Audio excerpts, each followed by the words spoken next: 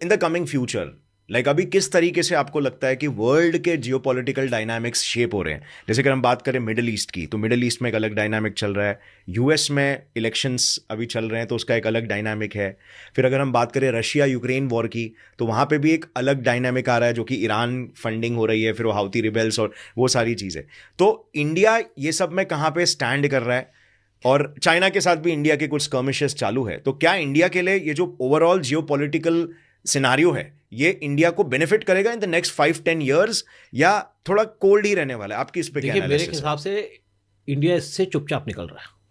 Okay. देखिए, जब यहाँ पे रशिया, इंडिया और चाइना का स्टैंड ऑफ चल रहा था, हाँ। तो यूएस ने कहा हम आपको B-52 बॉम्बर्स दे रहे हैं। इंडिया ने मना कर दिया, क्योंकि उनके बॉम्बर्स हमारे एरिया में रहते हैं और यूएस चाहता था इंडिया चाइना से लड़े। इंडिया ने अवॉइड कर दिया। हाँ।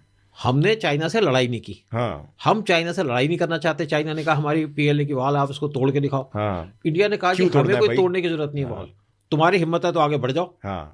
और चाइना की हिम्मत नहीं हुई आगे बढ़ने की। और जब जून 2020 के अंदर हमारे 20 सोल्जर को उन्होंने धोखे से मारा, तो हमने उनके 80 मार दिए। क्योंकि मैं रहा हूँ नॉर्थ ईस्ट के अंदर, और रेगुलरली चाइना हमारे एरिया के अंदर लेह लद्दाख और अरुणाचल में एनक्रोच करता था, लेकिन हमारी आर्मी कुछ नहीं करती थी। तो हम बड़े परेशान होते थे, हमारी आर्मी क्यों नहीं कुछ कर रही, क्योंकि आर्मी को पावर नहीं थी, उनको ऑर्डर्स नहीं थे। राइट। लेकिन आज चाइना जरूर का जवाब पत्थर से, चाइना हमको स्ट्रिंग ऑफ पल्स बना करके सी में घेरने की कोशिश कर रहा था, सफोकेट कर रहा था, लेकिन हमने उसको स्ट्रिंग ऑफ डायमंड से काउंटर कर दिया। हम भी लगे हुए हैं, चाइना लगा हुआ, हम भी लगे हुए हैं। चाइना ने हमको मालदीव से बाहर कर दिया, हम चाइना को श्रीलंका से बाहर कर रहे हैं।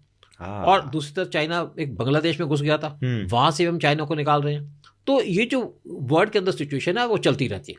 और दूसरी बात है कि हम किसी वॉर में तो फंसे नहीं, ना रशिया को वार, नो टाइम फॉर वॉर। और देखिए, इंडिया ने स्पेशली यूएस से कहा था कि आप रशिया को मत छेड़ो।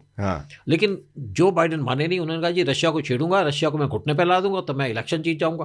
अब वो फंस गए हैं। और रशिया की इकोनॉमी नंबर 1 पे चल रही है। राइट। और इंडिया, हमारे फॉरेन मिनिस्टर गए हैं जब रशिया के अंदर, तो रशिया के प्रेसिडेंट भी उनसे मिले, जबकि कोई फॉरेन मिनिस्टर जाता है तो उनके प्रेसिडेंट मिलते नहीं है। बिल्कुल। लेकिन वो मिले इनकी इज्जत की वजह से। और जब ईरान गए जयशंकर, तो वहां के प्रेसिडेंट भी इनसे मिले।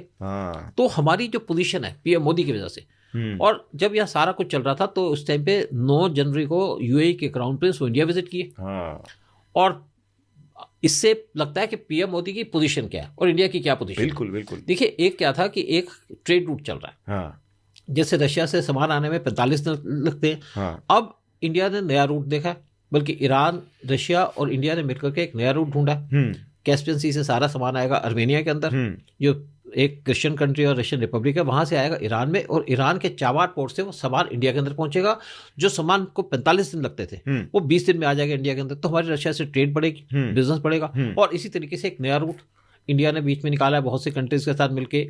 इंडिया से जो सामान जाएगा वो जाएगा UAE में, UAE के पोर्ट पे जाएगा, और UAE के पोर्ट से वो जो सारा सामान है वो बाई रेल जाएगा सऊदी को क्रॉस करके आपके इजराइल में, इजराइल के हैफा पोर्ट में, और वहां से वो जाएगा ग्रीस के पोर्ट पे, और वहां जाएगा यूरोप में।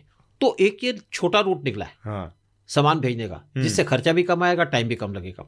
तो इस पे भी काम किया जा रहा है, और US भी इंडिया को सपोर्ट कर रहा है। जो रूट निकला है, एक तो इंडिया को सपोर्ट करेगा, UAE को सपोर्ट करेगा, सऊदी को करेगा, इजराइल को करेगा, साथ में रशिया को थप्पड़ मारेगा, और पाकिस्तान को भी। पाकिस्तान तो आता ही नहीं भी पाकिस्तान का विजन नहीं है। वो बीच में कुछ ब्लॉक कर रहे थे वो हमारे बेसिकली को। ऐसा था कि एक्चुअली क्या था कि पाकिस्तान के अंदर जो इनका गवादर पोर्ट है उसको चाइना ने डेवलप किया। वो ट्रेड करना चाहते थे, वो तो हो नहीं पाया, क्योंकि वहां पे बलूची खड़े हो गए। और दूसरी तरफ इंडिया ने ढूंढा उसका अल्टरनेटिव चाबार पोर्ट, जो ईरान का है, लेकिन वो पोर्ट तो इंडिया ने बना दिया, लेकिन सैंक्शंस की वजह से वहां पे 500 किलोमीटर की रेल लाइन बननी थी, वो बन नहीं पाई। अब जो जयशंकर गए वो इसी बात पे गए हैं कि अब रेलवे लाइन हम बनाएंगे। और साथ में हमने जो वहां पे रोड है, यानी कि जो ईरान के बॉर्डर से अफगानिस्तान के जो अंदर रोड बना हुआ है, वहां से तुर्कमेनिस्तान तक वो रोड पहले बना हुआ है, जब तालिबान से पहले की गवर्नमेंट थी। और अब वो रोड को दोबारा जो रूट है, क्योंकि हम रशियन रिपब्लिक से बिजनेस करना चाहते हैं, उनके पास ऑयल है, उनके पास गैस है, उनके पास वहां पे नेचुरल रिसोर्सेज हैं, यूरेनियम भी है, और वो लैंडलॉक्ड है, जिनको चाइना एक्सप्लॉइट कर रहा है। तो हमने ये जो नया रूट खोला है वो पाकिस्तान को काउंटर करने के लिए खोला है। पाकिस्तान का CPEC तो फेल हो गया, यहाँ पे कुछ हो नहीं पा रहा। तो ये रूट जो चाइना US के सैंक्शन की वजह से बना था, ये डिसरप्टेड था। लेकिन अब तालिबान भी इंटरेस्टेड है कि नया रूट खोलने के लिए। और अगर यहाँ पे चाइना, पाकिस्तान और ईरान का वार हो जाता है, तो मैं सोचता हूँ कि इंडिया पीओके और गिलगित बाल्टिस्तान लेने की कंडीशन में आ जाएगा। हाँ। और अगर हमारे पास पीओके और गिलगित बाल्टिस्तान आ जाएगा तो हमारे पास एक तो 90,000 किलोमीटर का एरिया हमारे कंट्री में आ जाएगा जो हमें बिलोंग करता है। राइट। और दूसरा क्या है कि हमारा डायरेक्ट लिंक बन जाएगा अफगानिस्तान के साथ। ओके। और उससे हम बिजनेस कर पाएंगे रशियन रिपब्लिक से, क्योंकि तालिबान से हमारे को कोई दिक्कत नहीं है। और उससे क्या है तो पाकिस्तान और चाइना का कनेक्शन टूट जाएगा अगर हम गिलगित बाल्टिस्तान पे कंट्रोल कर लेंगे। राइट। तो हमारे एक क्या था कि तुर्कमेनिस्तान से एक गैस की पाइपलाइन आनी थी, तापी। तुर्कमेनिस्तान, अफगानिस्तान, पाकिस्तान, इंडिया, और पाकिस्तान उसके अंदर टांग अड़ा रहा था। तो अगर हमारे पास गिलगित बाल्टिस्तान आ जाएगा तो हम एक नई पाइपलाइन स्टार्ट कर देंगे, PAI, तुर्कमेनिस्तान, अफगानिस्तान और इंडिया। तो ये विजन की बात है। राइट। और वो विजन PM मोदी के पास है। अगर आपको ये क्लिप पसंद आई तो पूरे पॉडकास्ट का लिंक नीचे डिस्क्रिप्शन में। Indulge and enjoy.